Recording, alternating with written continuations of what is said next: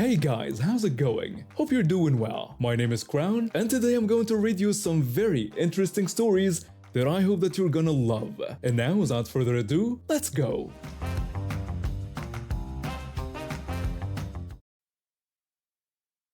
I'm in my early 20s, and I've been with my partner for 3 years now. We met at university where we were both studying literature. Everything was going great until his epilepsy, which had been well controlled since childhood, suddenly took a turn for the worse.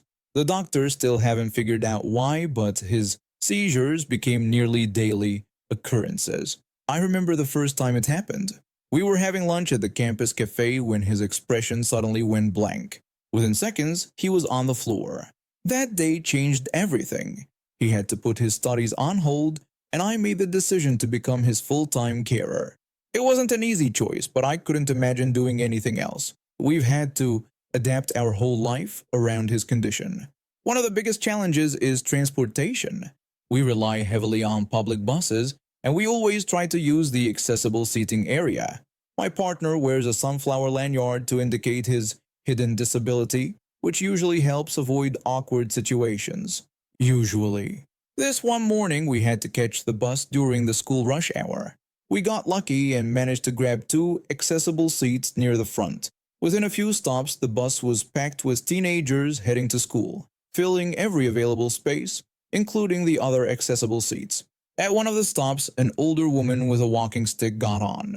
I politely stood up and offered her my seat. She accepted, and as the bus started moving, I leaned over towards my partner to ask him to hold my handbag. Before I could get the words out, the woman interrupted me with a snide comment about how in her generation, men would always give up their seats for women, and how some men these days had no respect. She made sure to stare directly at my partner while saying this, her voice full of judgment. My blood began to boil, and I quickly responded by telling her that unless she wanted to see him having a seizure on the floor of a public bus, he would be staying seated, whether she liked it or not. The smug look on her face disappeared instantly. None of the teenagers around us made a sound, but I could see a few of them trying to hide their smirks. My partner squeezed my hand gently. Even though he was embarrassed by the attention, I could tell he was grateful for my defense. The woman spluttered in indignation, asking how she was supposed to know about his condition. I told her that this was exactly why she shouldn't make assumptions about people. I pointed out his sunflower lanyard and explained what it meant, adding that even without it, she had no right to judge people without knowing their situation. She turned away, her face red with embarrassment. The rest of the ride was quiet, but I could feel her glaring at us every few minutes. We still see her on the bus occasionally. Each time she gives us the same dirty look, but now I just smile back. Sometimes, when there are empty seats available, I make a show of helping my partner sit in the accessible area, making sure his sunflower lanyard is clearly visible. It's petty, I know, but watching her squirm with embarrassment while trying to avoid eye contact gives me a small sense of satisfaction. The last time we saw her, she actually got on the bus with her friend, and I overheard her friend asking why she suddenly decided to start sitting at the back of the bus instead of the accessible seating area. I couldn't help but grin behind my hand. I've been a police officer for 12 years now, and I've seen my fair share of bizarre incidents, but what happened last week takes the cake. My partner and I were doing our usual patrol around the shopping district, where parking violations are pretty common. It was a busy Saturday afternoon, and as expected, we spotted an SUV parked right in front of a fire hydrant. Standard procedure. We wrote up the ticket and placed it on the windshield. Nothing unusual about that. We were already back in our patrol car and about to leave when I spotted movement in my rearview mirror. This woman, probably in her 40s, wearing what looked like expensive workout clothes, came sprinting out of the nearby coffee shop. My partner commented that someone clearly wasn't happy about their ticket. We watched as she snatched the ticket off her windshield, read it for about 2 seconds, and then literally threw it on the ground while having what appeared to be a full-blown tantrum right there on the sidewalk. People were starting to stare. I asked my partner if we should go back. Before my partner could answer, the woman had already jumped into her SUV. We figured she was just going to drive away angry, but man, were we wrong. My partner alerted me that she was tailing us. I asked him if he was kidding, but he wasn't.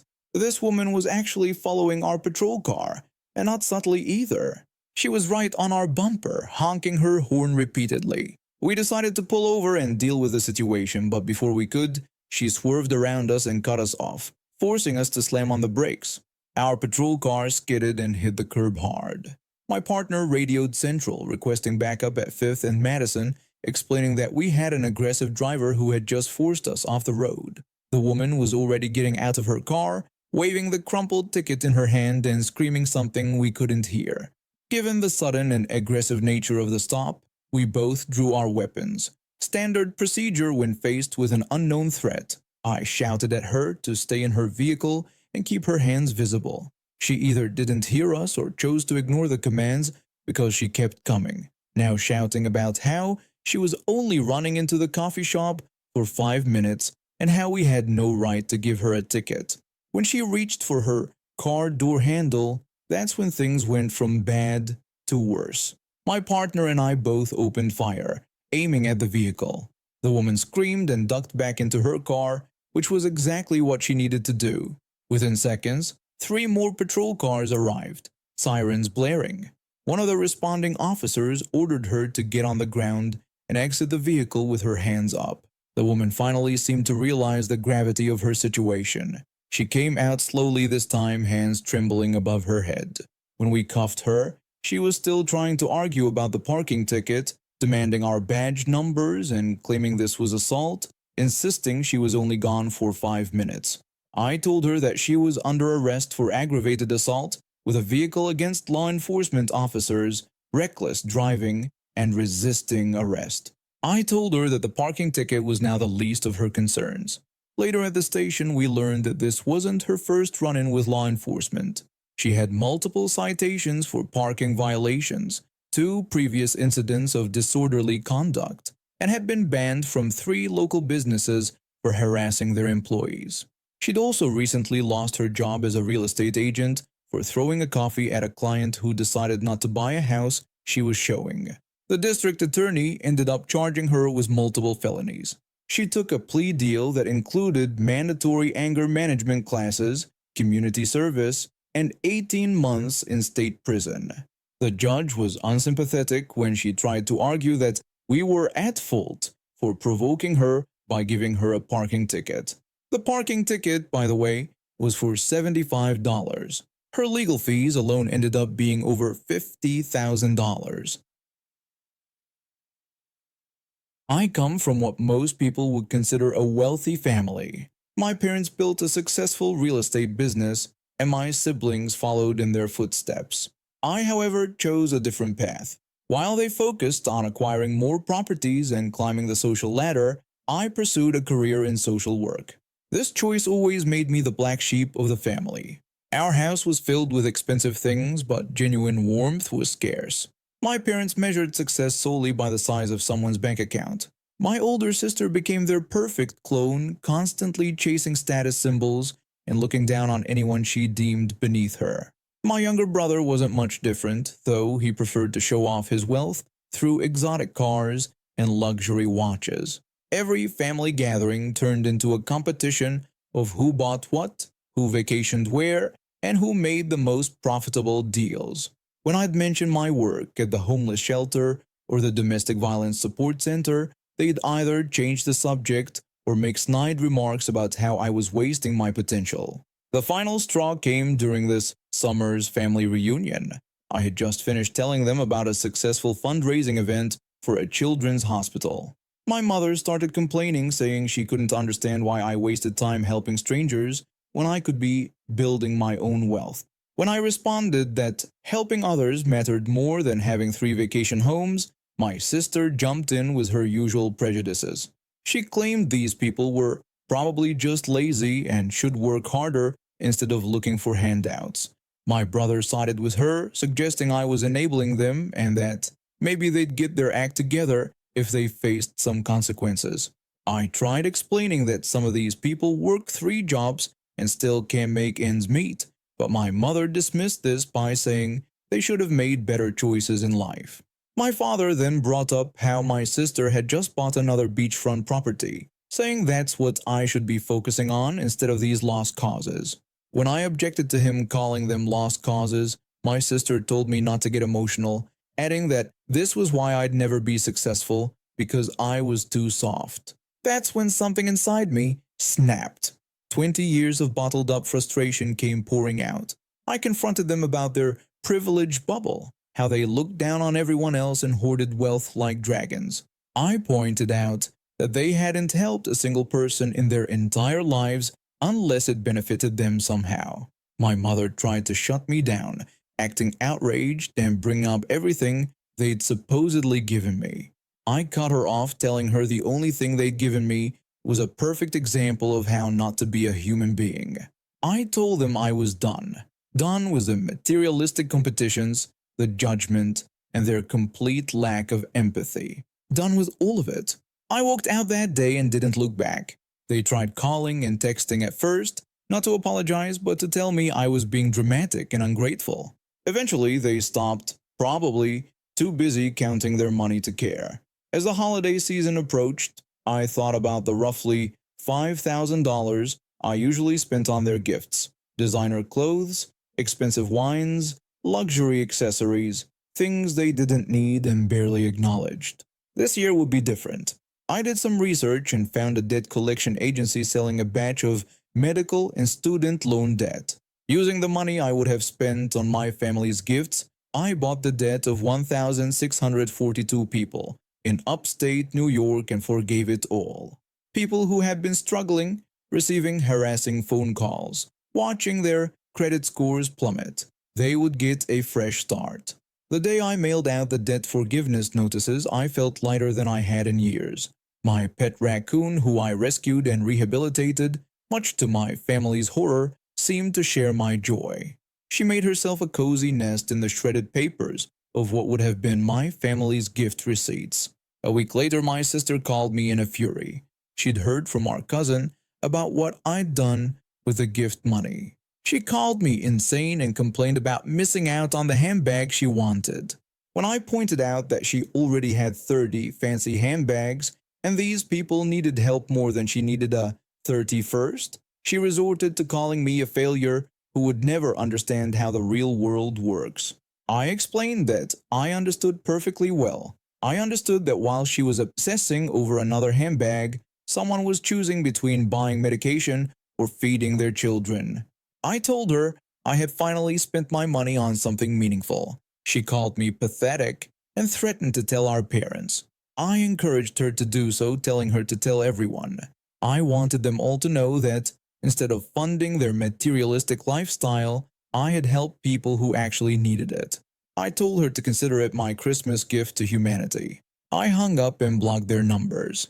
That evening I opened a bottle of wine, one that would have been my father's Christmas gift, and sat with my raccoon, watching her play in her paper cave. The wine tasted better than ever, probably because it was seasoned with the satisfaction of knowing I'd finally broken free from their toxic influence and done something genuinely good with the money. My family might think I'm crazy for choosing to help strangers instead of adding to their collection of unnecessary luxuries, but I've never been more certain that I made the right choice. I've been a registered nurse for 8 years now, with the last 5 spent in the emergency department. It's a challenging job, but I love it. The fast pace, the need to think quickly, and most importantly, the ability to help people when they need it most. It's exactly where I want to be. Or at least it was until this morning when I got suspended over what I believe was a completely ridiculous accusation. It all started 2 days ago during what began as a regular shift. I was handling my usual rounds when we got word of 2 incoming trauma patients from a car crash. The first patient was stable but needed monitoring, while the second was in critical condition. I was assigned to the stable patient while our code team worked on the critical one in room 10. Everything was going fine with my patient. We'd gotten them stabilized, and they were responding well to treatment. That's when one of the other nurses told me that my patient was doing fine and asked me to go help with the other patient. I responded by saying that they were coding in room 10. Those 4 words. That's all it took to potentially derail my career. My patient, upon hearing this, burst into tears. Turns out, they knew the person in room 10. Of course they did. They'd been in the same car accident. I felt terrible about causing them distress, but I had a job to do, so I rushed to help with the critical patient. The next morning, I got called into human resources. The hospital's privacy officer was there too, looking like she'd just found her perfect chance to flex her authority. She started by informing me that they'd received a complaint about me breaching patient privacy laws. When I expressed my confusion, she explained that I had disclosed sensitive medical information about a patient to another patient, which she considered a serious violation. I defended myself, explaining that I hadn't disclosed any names or personal information and had simply communicated with another nurse about an emergency situation. The HR representative countered by pointing out that since the patients arrived just 1 minute apart, mentioning that room 10 was coding effectively disclosed private medical information because the other patient could identify who was in that room. The privacy officer added that patients know what coding means and insisted this was a clear violation. I asked them how they expected us to communicate during emergencies, questioning if I should have pulled the other nurse aside and whispered while someone was literally dying. The privacy officer dismissed my concerns, saying that wasn't their problem, and demanded that I write an official statement about the incident. I was feeling sick that day, probably from the stress of this ridiculous situation, so I told them I'd write the statement on Monday. They agreed, but then the HR representative asked me about my badge. When I confirmed I had it, the privacy officer told me that I was suspended until further notice pending investigation. I was about to leave when the hospital's chief of medicine walked in. Apparently, he'd overheard everything and asked what was going on. After hearing both sides, he confronted the privacy officer, asking if she understood that they were trying to suspend one of their best emergency nurses for efficiently communicating during a life or death situation. He questioned whether she had ever worked in an emergency department. The privacy officer tried to argue that this was about privacy laws, not emergency procedures. The chief of medicine shut her down, explaining that the law specifically allows for necessary communication during emergency treatment. He asked rhetorically if she would prefer their staff waste precious time finding private spaces to communicate while patients die. When the HR representative brought up the patient's distress, the chief of medicine acknowledged that, of course, they were distressed. Their loved one was coding. But he emphasized that this was an unfortunate reality of emergency medicine, not a privacy violation. He then turned to me and told me to return to my duties, saying he would handle this personally. The privacy officer looked like she'd swallowed a lemon, but there wasn't much she could say. The chief of medicine had the final word, and he made it clear that emergency communication between medical staff wasn't going to be compromised for misinterpreted privacy rules. The privacy officer got reassigned to the hospital's records department, where she could obsess over paperwork without interfering with emergency care. My patient from room 10 survived, thanks to our team's quick response and clear communication. And now we have reached the end of today's stories. Thank you for watching, and see you next time.